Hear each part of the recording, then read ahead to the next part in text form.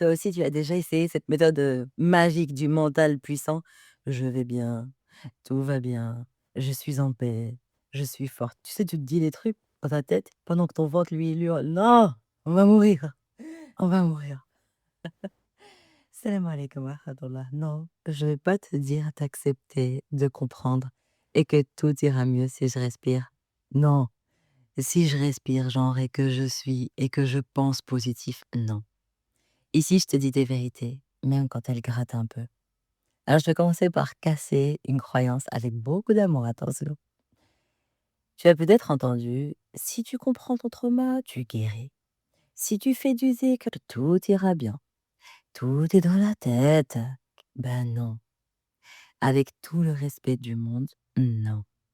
Tu peux comprendre ton trauma dans ta tête, accepter dans ta foi, analyser dans ton carnet spirituel et quand même ressentir un tsunami intérieur dès que quelqu'un fronce les sourcils devant toi. Pourquoi? Parce que tu as compris dans ta tête, ne suffit pas si ton corps porte encore la trace du trauma. Tu peux même dire, je laisse le passé derrière moi, et ton système nerveux répond calmement, hein. Alors pourquoi on serre les dents dès qu'on entend un bruit soudain? Explique. Tu peux même dire, j'ai pardonné, et ton foie, lui, dit, oui, oui, mais j'ai encore la boule au ventre à 2 heures du matin, on en reparle. Tu sais, les réveils nocturnes. Les schémas mentaux, ce sont ces petites phrases qui tournent comme des vieilles sonneries. Je suis pas assez, je dois mériter l'amour. Si je contrôle pas, tout s'effondre. Le monde n'est pas sûr. Ces phrases, elles sont pas nées parce que, par hasard, un matin, tu as décidé d'être anxieuse pour le fun. Non, hein. Elles sont souvent le résultat de moments où ton corps n'a pas su se défendre, ou n'a pas pu s'échapper.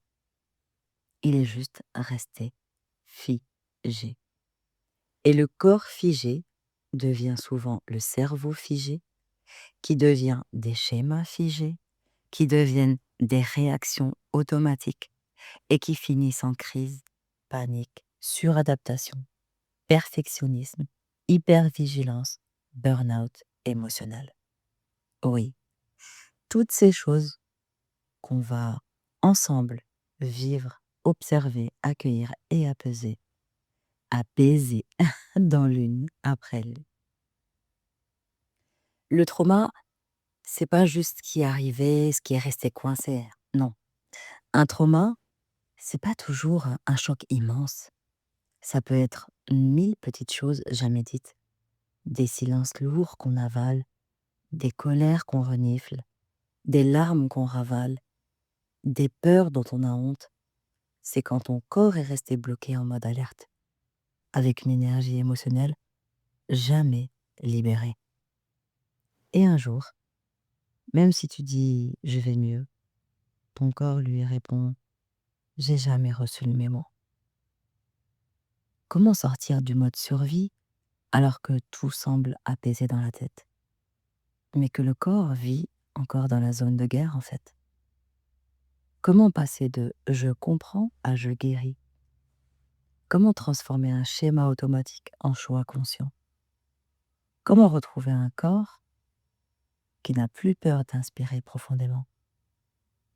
Et tu sais, c'est exactement ce qu'on fait ensemble dans Lune après Lune. Libérer le corps en même temps que l'esprit, en respectant un rythme doux, cyclique, aligné avec les mois égériens et les émotions des organes. Mais on y arrive doucement. Je t'en parle et tu vas comprendre. Dans la partie suivante, j'ai envie qu'on plonge ensemble dans ce qui se passe réellement dans le système nerveux, quand un événement s'imprime comme un réflexe de survie. On va aussi parler du fameux nerf vague, et surtout dans ce moment où le mental dit c'est fini, mais où le corps il continue à trembler comme une feuille en fait. Alors c'était prête. Et Allah respire, on y va. Quand ton système nerveux reste bloqué en mode alerte, j'ai envie qu'on plonge dans ce qui se passe réellement à l'intérieur. Un trauma, c'est un choc, un blocage et aussi de la survie. Un trauma, c'est pas juste un événement difficile, C'est un moment où ton corps n'a pas pu se battre, s'enfuir, appeler à l'aide ou tout simplement exprimer ce qu'il ressentait. Alors il a choisi une troisième option du système nerveux, se figer.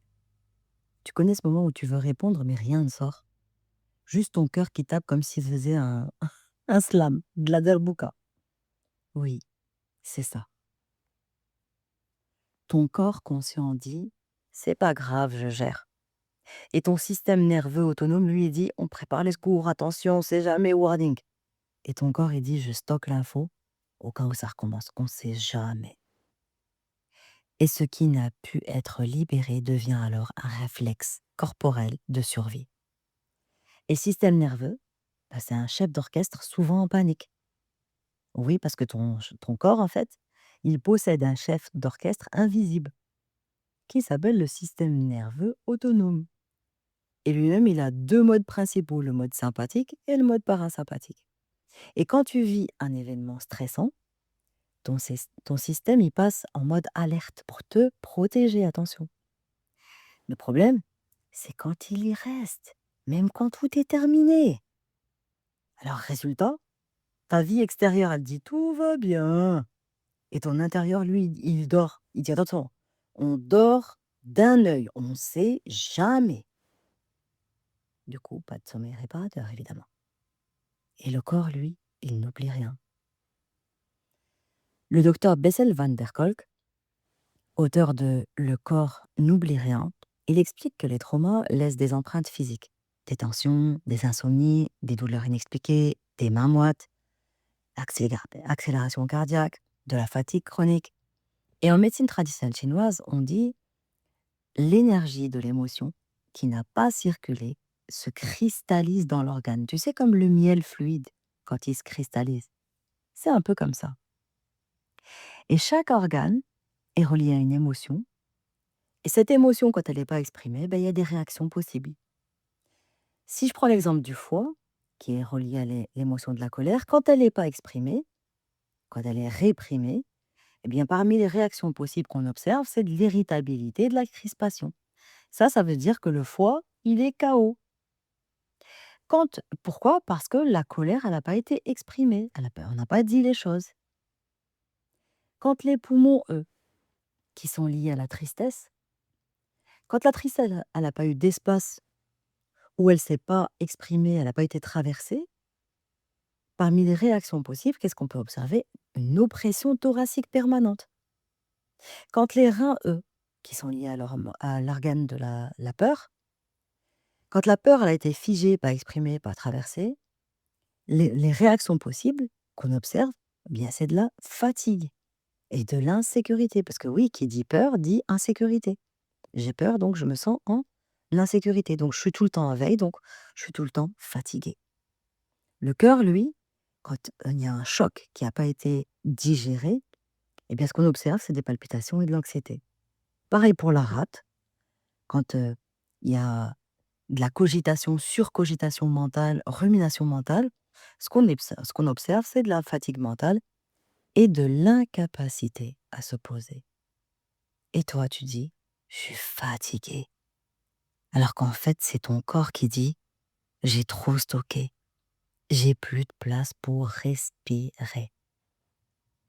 Et Allah nous dit dans Surat Al-Imran, verset 29, ce que contiennent vos poitrines, Allah le sait.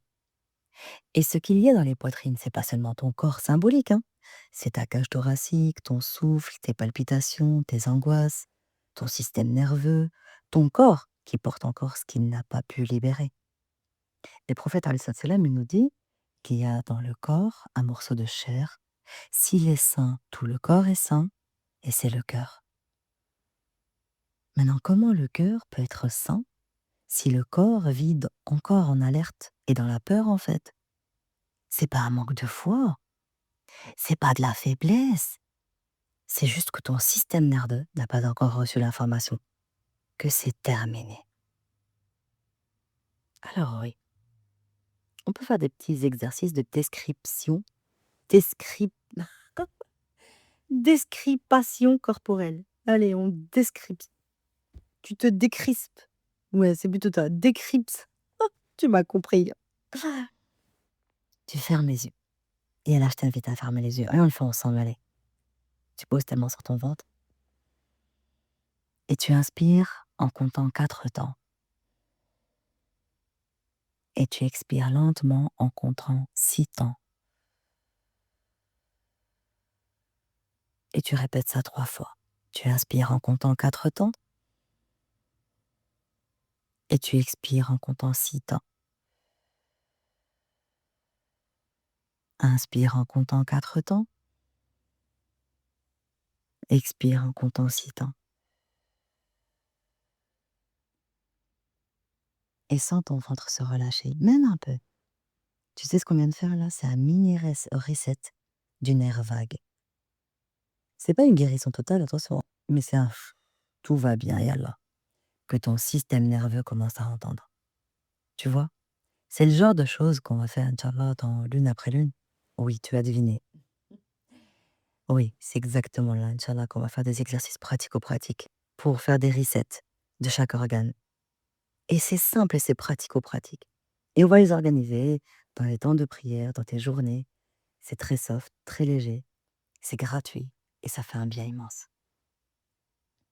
Alors le trauma, c'est un corps resté en guerre, des schémas mentaux qui sont les pensées en fait, créées pour survivre à cette guerre. Et tant que le corps n'a pas eu le droit de sortir du champ de bataille, ton mental, lui, il continue d'écrire des scénarios catastrophes pour te garder prête. On ne sait jamais. Et la suite, comment transformer cette survie en sécurité intérieure? On va entrer dans la compréhension émotion par émotion, organe par organe, dans une logique de médecine traditionnelle chinoise, dans nos valeurs à nous, avec des, des preuves scientifiques en neurosciences, des routines simples à mettre en place. J'ai envie de te dire, vas-y, respire, bismillah, on y va. Et quand chaque organe parle, une émotion s'exprime, le corps, alors, il devient un livre de guérison, subhanallah. Maintenant qu'on a compris que ton système nerveux peut vivre sa meilleure vie en mode alerte, 24 heures sur 24, même quand ta vie extérieure semble calme, on va descendre encore un peu plus profondément dans ce langage mystérieux du corps. Et là, je t'emmène dans un petit voyage entre médecine traditionnelle chinoise, neurosciences, psychologie et spiritualité islamique. C'est pas un truc perché, attention. Ah, attention. C'est un truc concret, ressenti, vivant. D'accord? En médecine traditionnelle chinoise, on dit que chaque organe porte une émotion. Et là, prépare-toi à voir ton corps différemment. L'organe du foie, par exemple, porte l'émotion de la colère. Et lorsqu'elle est réprimée, ce qui se passe quand ça bloque, c'est de l'irritabilité, de la tension et du perfectionnisme. Mais ce qui se passe quand c'est libéré, c'est une force intérieure, une assertivité, alhamdoulilah. Et les poumons, eux, ils portent l'émotion de la tristesse. Et lorsqu'elle est figée, ce qui se passe quand ça bloque, en fait, c'est de l'oppression, de la difficulté à respirer. Mais ce qui se passe quand c'est libéré, c'est à lâcher prise, un souffle libre, alhamdoulilah. Et les reins, eux, ils portent l'émotion de la peur. Et lorsqu'elle est retenue, ce qu'on observe quand ça bloque, en fait, c'est de l'hypersensibilité, de la fatigue et de l'insécurité. Et ce qui se passe quand c'est libéré, c'est de la confiance et de la stabilité intérieure, alhamdoulilah. Et le cœur, lui, lorsque l'émotion est retenue, le choc, il est émotionnel. Et ce qui se passe quand ça bloque, c'est de la palpitation et de l'anxiété.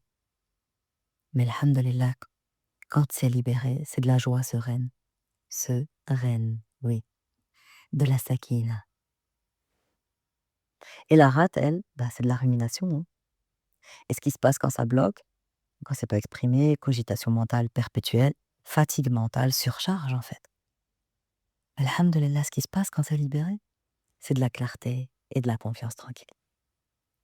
Alors tu sais, ce moment où ton foie, ce bout de colère, mais tu souris poliment en fait. Tu es en colère, mais tu souris.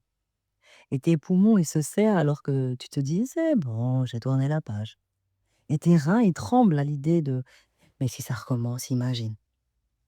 Et ton cœur, il tape trop vite à une simple notification.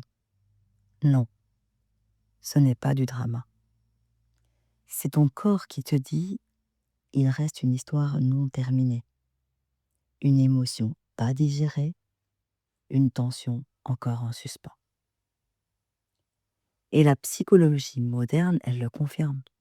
Docteur Peter Levine, dans Somatic Experiencing, il affirme: «Le trauma n'est pas dans l'événement, mais dans l'énergie figée dans le corps».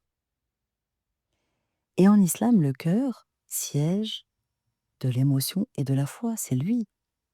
Et Allah subhanahu wa ta'ala dans Sourate Al-Imran, verset 29, il nous dit: «Ce que contiennent vos poitrines, Allah le sait». Et la poitrine, c'est le lieu où se battent parfois anxiété, souffle court et dhikr encore fragile. Le prophète alayhi salam, il nous dit: «Le corps tout entier dépend du cœur. S'il est sain, tout le corps est sain». Mais comment le cœur peut-il être sain, en fait, si les organes vibrent encore à cause de blessures anciennes? Ya Allah, libère ce que mon corps porte encore sans que je le voie, et apaise ce qui serre ma poitrine, et accorde à chaque organe la paix de ton dhikr, ya Rabb. Amin. Et ce que tu ressens, c'est donc pas dans ta tête, c'est dans ton système nerveux, dans ton ventre, dans tes reins, dans ton foie, dans ton souffle. Et la guérison ne consiste pas juste à comprendre, elle consiste à laisser circuler à nouveau l'énergie émotionnelle, à réapprendre au corps la sécurité, à ancrer la foi jusque dans les fibres musculaires. Et on va explorer comment on passe de la survie à la sécurité, et comment on libère les schémas mentaux, et pourquoi la guérison est un chemin cyclique et non une ligne droite. Alors on continue, parce que la guérison ne se force pas, elle s'apprend étape par étape. Et tu vois, souvent on imagine la guérison comme un escalier tout droit. Étape 1, je comprends. Étape 2, je pardonne. Étape 3, je fais mieux. Étape 4, je suis enfin une version lumineuse de moi-même avec un filtre doré façon Instagram, tu connais? Non. La réalité ressemble beaucoup plus à un cercle ou plutôt à une lune, un mouvement cyclique. Je comprends, je ressens, je retombe, je libère, je me relève différemment, je me répare, je me relie, je m'élève, je renais. Et si tu observes ta vie, tu verras que tu revis souvent les mêmes émotions, mais pas au même niveau de conscience, hein. Parfois, tu vis une peur, mais tu réagis différemment qu'il y a 3 ans. Tu revis une colère, mais tu l'exprimes avec plus de clarté. Tu retouches une tristesse, mais cette fois-ci, tu ne t'y noies plus, en fait. La guérison, c'est donc pas une ligne droite, c'est une spirale d'approfondissement. Et tu sais, en fait, il existe 4 niveaux de guérison quand tout s'aligne enfin. Il y a un niveau mental, un niveau émotionnel, un niveau corporel, un niveau spirituel. D'accord? D'abord, on va commencer par le mental. Et là, donc, ce que tu fais, c'est que tu vas comprendre. Alors, ce que tu vas ressentir à ce moment-là, c'est de la clarté. Bon, elle reste partielle, mais ça commence à s'éclaircir. Est-ce que ça va changer? Bah, ça libère pas trop le corps. T'as compris là-haut, c'est une clarté partielle. Point. Au niveau émotionnel, ce qui se passe en fait quand tu guéris, c'est que tu vas traverser l'émotion. Et ce que tu ressens, c'est bah, tu vas pleurer, tu vas trembler. Et ce que ça change, bah, c'est que tu commences à respirer à nouveau. Et au niveau corporel, bah, ce qui se passe quand tu guéris, c'est que tu libères. Résultat, ce que tu ressens, c'est que ton corps se détend. Et ce que ça change, bah, c'est que ton système nerveux sort du mode alerte, du mode warning, attention danger. Et au niveau spirituel, ce que tu fais, c'est que tu te reconnectes quand tu guéris. Et ce que tu ressens, bah, c'est que tu ressens enfin le zikr. Et ce que ça change, c'est que ta foi elle devient vivante et enracinée. Alors quand tu guéris, seulement au niveau mental, tu récites la paix. Et quand tu guéris aussi en plus au niveau corporel, tu ressens la paix. Et quand tu guéris en plus aussi au niveau spirituel, tu deviens la paix. Et là, tout s'aligne enfin. Alors pourquoi le corps a besoin de temps? Le mental peut comprendre en 3 minutes. L'émotion peut surgir en 3 secondes, mais le corps a besoin de répétition, de rituels, de lenteur. C'est comme réapprendre à faire confiance à la vie, à Allah subhanahu wa ta'ala, au tawakkul, à reposer ta tête, à respirer sans peur. Ah, par exemple, tu fais une respiration apaisante une fois et ton corps il pense que c'est un hasard. Mais si tu l'as fait chaque jour, il commence à dire ah ok, peut-être que la guerre est finie, hein. C'est exactement pour ça que dans Lune après Lune, on ne fait pas un gros travail en une seule fois. On avance mois après mois, lune après lune, organe après organe, émotion après émotion, parce que le corps se guérit par l'habitude douce et pas par la brutalité mentale. Alors je t'explique plus en détail, Inch'Allah, dans un instant. D'abord, j'ai envie qu'on fasse une petite expérience, un exercice. Alors inspire par le nez en pensant, je laisse entrer la sécurité dans Allah subhanahu wa ta'ala. Et expire par la bouche en pensant, je laisse sortir la peur. Et répète ça 3 fois. Inspire par le nez, je laisse entrer la sécurité, le tawakkul d'Allah subhanahu wa ta'ala. Et expire en pensant, je laisse sortir la peur. Et par la bouche, tu laisses sortir ça. Inspire à nouveau par le nez, je laisse entrer la sécurité, le tawakkul d'Allah subhanahu wa ta'ala. Et expire par la bouche, je laisse sortir la peur. Et chuchote doucement, Ya Latif, apaise mon cœur. Ya Shafi, guéris mes organes. Et là, tu viens de dire à ton système nerveux, tu n'as plus besoin de te battre maintenant. Je suis là. Le prophète, alayhi salam, il nous dit, ton corps a un droit sur toi. Ça inclut le droit de ne te le pas porter toutes les guerres en silence jusqu'à l'épuisement. Et quiconque place sa confiance en Allah, il lui suffit.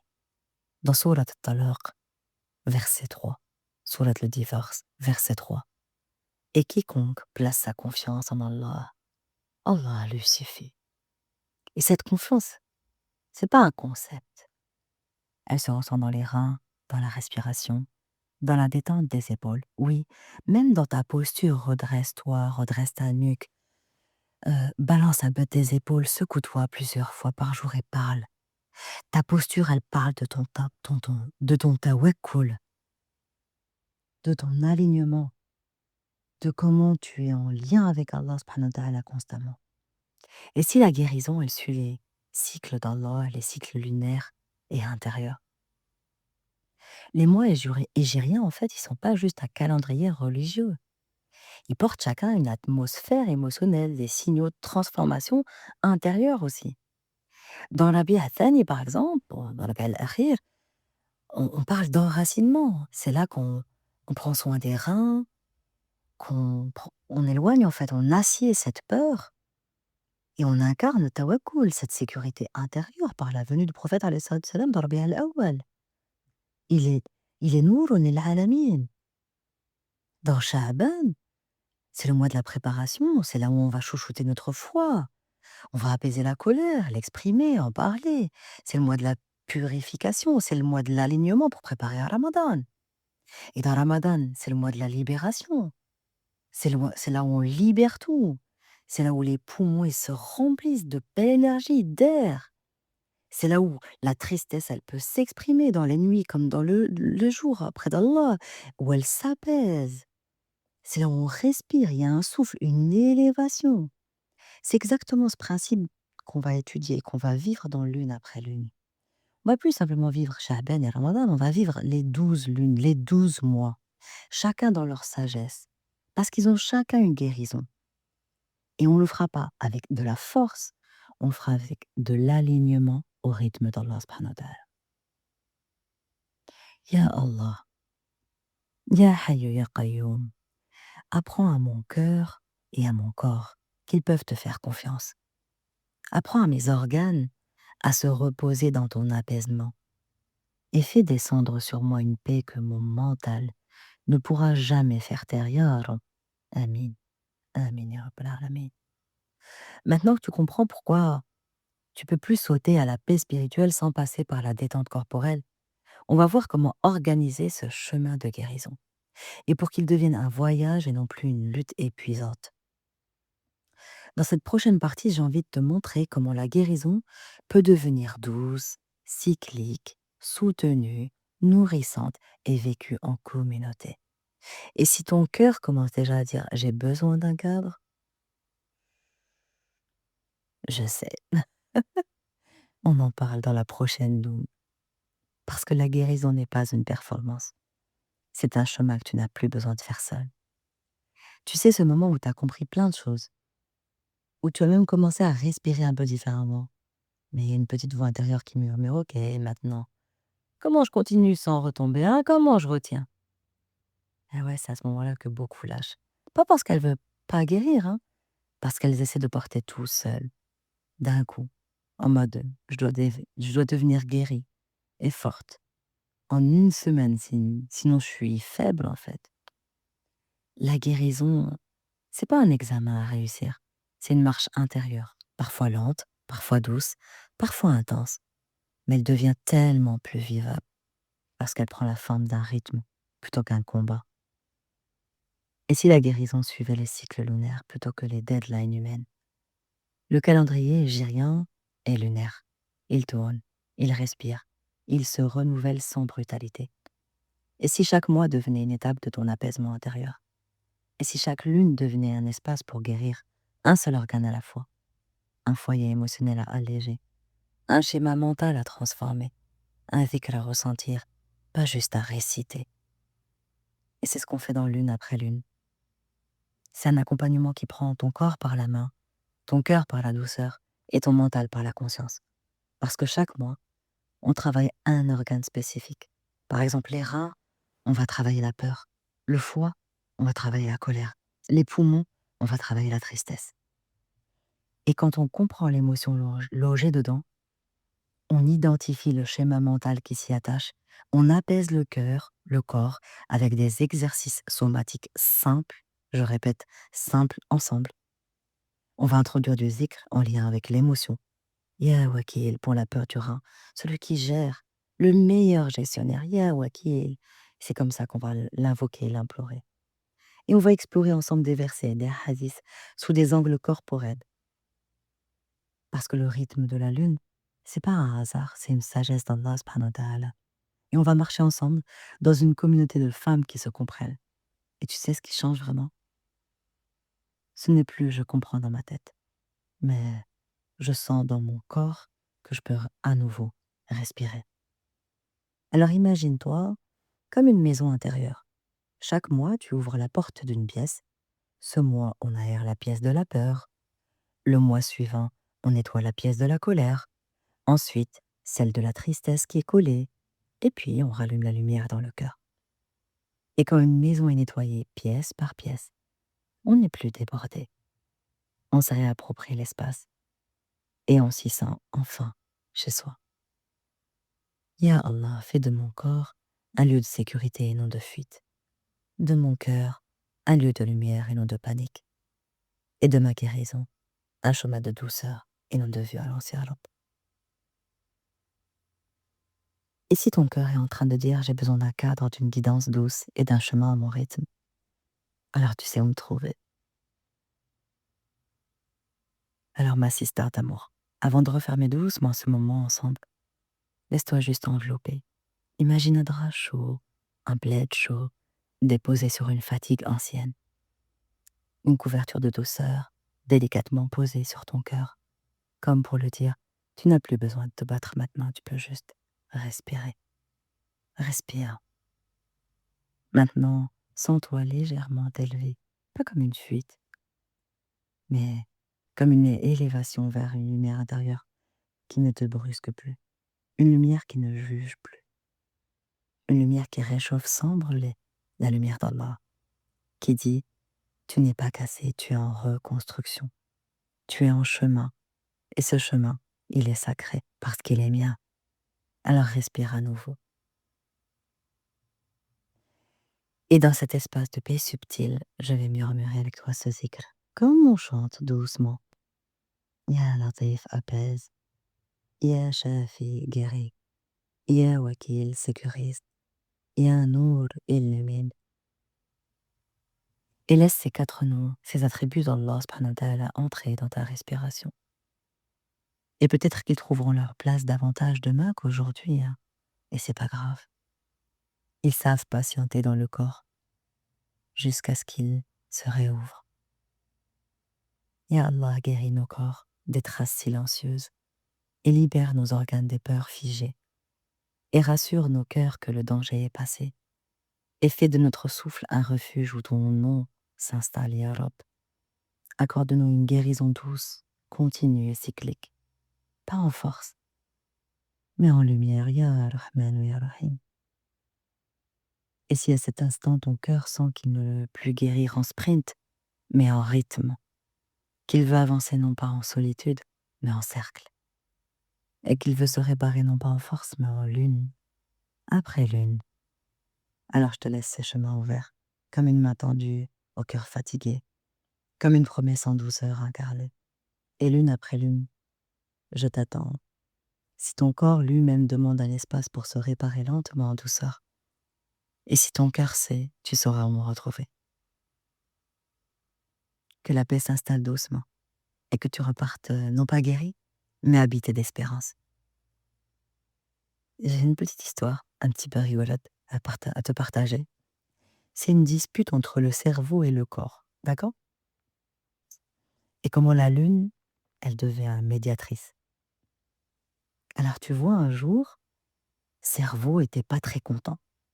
Il était assis dans un transat imaginaire, tu sais, en vacances à Bali, en train de siroter sa nouvelle compréhension du trauma en mode j'ai compris mon passé, je guéris, merci, next. Sauf que le ventre, lui, il était en panique. Il est paniqué en silence. Alerte, alerte, alerte, on va mourir. Et pendant ce temps, le foie râlait comme un vieux tonton susceptible. On a dit qu'il était passé, on a dit que c'était apaisé. Qui a validé ça? Je bouillonne encore en dedans, moi. Et les reins, eux, ils tremblaient en mode on n'a pas signé pour ce niveau de responsabilité émotionnelle. Et les poumons, ils se pliaient en deux en criant elle vient de dire c'est du passé. MDR. Et le corps, il en avait marre. Il a déposé un dossier de divorce contre les schémas mentaux. Je demande la séparation. Trop d'années à porter. Des je vais bien toxiques. C'est terminé. Et c'est à ce moment précis que le système nerveux a envoyé un message très officiel. Spoiler, je n'ai pas lu ton carnet de développement personnel, hein. Parce que oui, le trauma n'était pas juste dans la tête, il était dans le foie, dans les poumons, dans les reins. Bref, dans tout un syndicat d'organes en colère non rémunérés. Alors le mental a fini par accepter un truc fondamental. Ma guérison ne sera pas mentale, elle sera organique, émotionnelle et spirituelle. Et c'est à ce moment que conscience a dit doucement, et si la guérison commençait le jour où ton corps respire enfin? Alors doucement, chaque organe a reçu une invitation, pas à guérir d'un coup, mais à se poser lune après lune. Une lune pour réconcilier le foie avec la colère, une lune pour apaiser la peur dans les reins et appeler le tawakkul, une lune pour rendre aux poumons leurs larmes coincées, une lune pour que le cœur retrouve une joie, sekina, pas forcée.